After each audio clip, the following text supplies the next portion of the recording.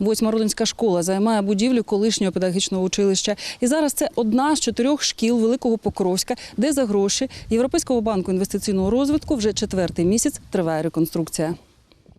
Представники київської фірми «Єврокон Україна» виконують демонтажні роботи на 2-му та 3-му поверхах. На 1-му наводять лад в частині класних кімнат. Скаржаться, проект недосконалий, доводиться виконувати додаткові роботи.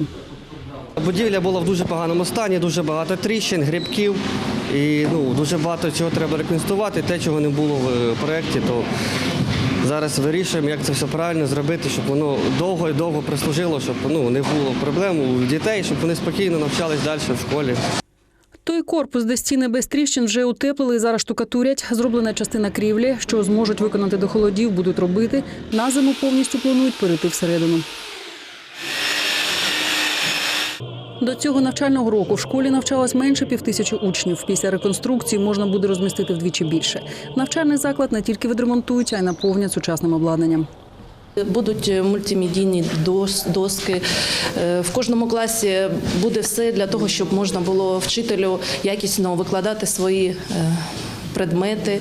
Всі етапи ремонту школи контролює Європейський банк реконструкції та розвитку. Він же виділяє кошти на увесь комплекс робіт та придбання нового обладнання. Загальна сума трохи більше, ніж 64 мільйони. На даний момент вже витрачено 19 мільйонів.